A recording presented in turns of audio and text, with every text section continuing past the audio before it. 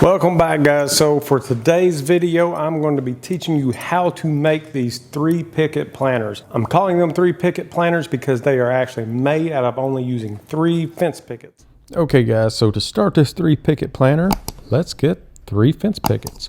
Take your time, find the straightest pickets that you can because it may make your life a little bit easier a little further down the road. So before we start making our cuts, let's go ahead and just sand down our pickets. Oftentimes these fence pickets, they come with what I call fur. It's really just where they have not taken the time to plane them down to like a nice smooth surface. So we'll take care of that. Then we can move on to our cuts. I will put a square stock cut list in the description, but pay attention in this video because I'm going to be using several different bevels and miters for different parts. I will only cover those in the video. The plans do have those bevels and miters illustrated, but it's kind of hard to do that in the description. And we're going to start by making our legs. And this is where our first miter is going to come into play. And we're simply going to set our miter saw to the 7-degree mark. And we'll be using this setting for all 8 of our legs. And that's all that you have to do is put your square stock in, put the 7-degree on one side, flip the board over, and then rotate it once, and then put the 7-degree on the opposite side. And we're just going to repeat this step for all 8 of our legs. And with our legs complete, let's go ahead and move on to our top and bottom boards. I will have this in the description labeled top board A, top board B. And we are going to use the same miter saw settings for the top and bottom boards. But for these, after your first cut, you're just going to flip it over and recut to look like that. And if you're comfortable with it, you can actually stack several of these boards up and make several cuts at once. Really save some time. And these are the only parts of the cut list that I want the miters on just yet. And if you follow the cut list, this is what you should have. We have our 3 bottom boards, which that comes kind of towards the end of the video. And then we have our 4 trim pieces, which will end up with miters and bevels, but we'll get to that later. And then we'll have our wall boards. These wall boards are 2 different sizes, and there are 4 of each size. And then we have our 8 legs that we have already put our 7-degree miters on. So now I like to divide all of my wall parts into kits essentially. So this build consists of 2 different size walls. So basically I'm just going to separate these different sizes out into kits. This is going to keep me from getting my parts mixed up and prevent error. Each of these 4 kits are going to consist of 2 legs, a top board, and a bottom board. Okay, so let's go ahead and put our pocket holes into our top board and bottom boards. So for whatever type of pocket hole joinery that you're using, make sure that you actually nest the material in the tool at the 7 degrees. Do not try to hold it up straight. So what I found for this Craig tool, actually lining the edge of the board up with the hole that I'm fixing to drill through, actually puts it in a perfect place. It looks like that it's going to drill right through the side, but it will not as long as the board is angled correctly.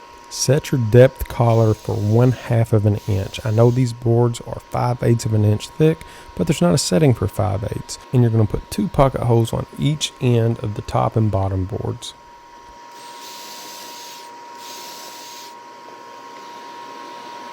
And this is what it should look like.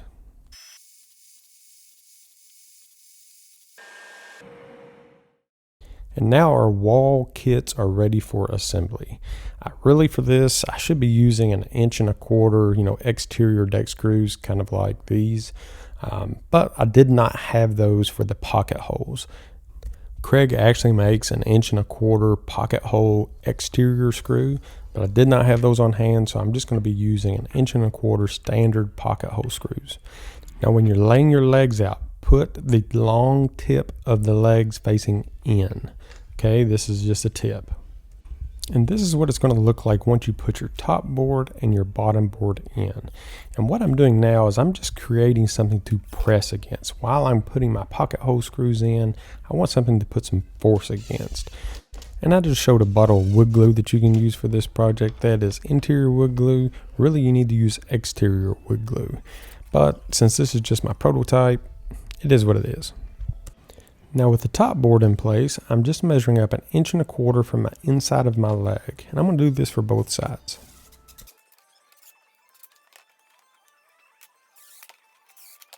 And this is what the side frame looks like completed. Now just 3 more to do. And just an FYI, because of the dimensions, side frame A will be larger than side frame B whenever you put them side by side and for assembly. And the reason for this is side frame B will be actually setting inside side frame A, and we have to do this in order to get a perfect square. So now we need to put some pocket holes in both of the side frame Bs. And you're going to do this down both of the inside edges. And this is what's going to tie the whole thing together. It's actually going to lock in the 4 walls. And now this is what it should look like.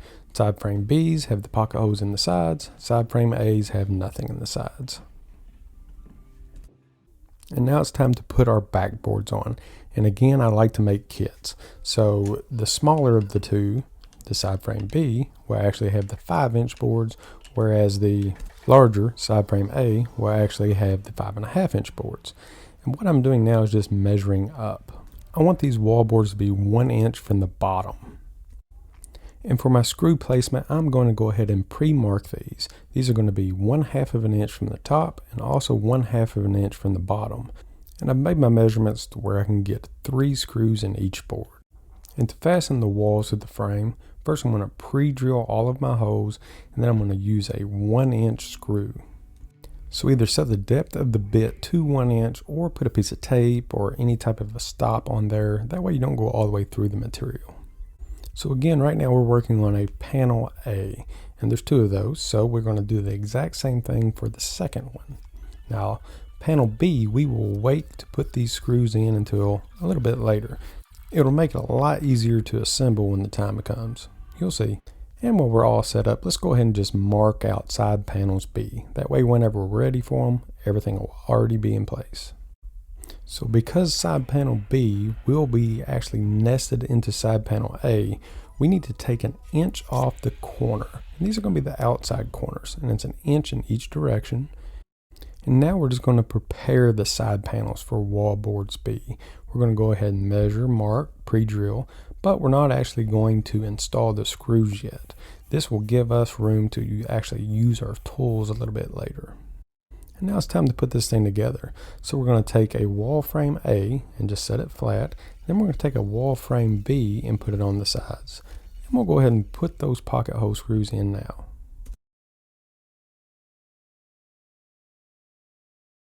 And now we're just going to repeat this process for our second wall frame B.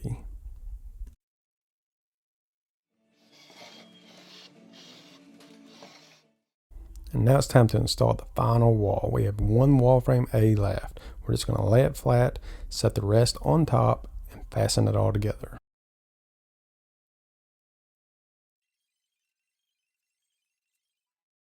And she's starting to come together. Now let's just put these side walls on. And now you'll be able to see why we pre-drilled these and why we actually cut the inch off of the inside corners, so it would all fit. And with this tight space, you can actually get in there with your screw gun because we did not put the wall boards on ahead of time. And now it's time to install the trim. And the trim is going to be at a bevel and a miter because this is all at 7 degrees. All of our legs were at 7 degrees. So we're going to need to set our bevel to 7 degrees and our miter to 45 degrees because this is going to be the trim that's going around the top of this. So I like to start with taking one of my square stock boards and putting this bevel and miter combo on one end. By doing this, it helps me to visualize my exact placement that it needs to be. But ultimately, after a little bit of trial and error, I find out that all of these pieces need to be cut at 16.25 inches from tip to tip. And now I've just changed my miter. I've changed it to 45 degrees going the opposite direction. Our bevel will remain the same. And once you know that your first piece works perfectly, then you can replicate your next 3. So once you have all of your trim pieces cut, I like to go ahead and pre-drill. You know, I'm big on pre-drilling things. But pre-drill where your screws are going to go. And these are going to be 1.25 inch deck screws or exterior screws. And now we'll just square everything up and install the trim. And this is where you can really see where that 7-degree angle comes in. And now it's time for the last step. Let's install these floorboards. So for this build, I have 3 floorboards. There's actually enough scrap material. You can put more in there if you would like. I put 3 in there in case someone wants to actually use this for live plants with drainage. A lot of people would just set plants inside of these things, and a lot of people actually like to line these with felt. Just a little cleanup with a sander to knock off any type of rough edges, and we're ready to rock. And now that it's all built, you can paint, stain, or just seal any way that you want. Have fun with it.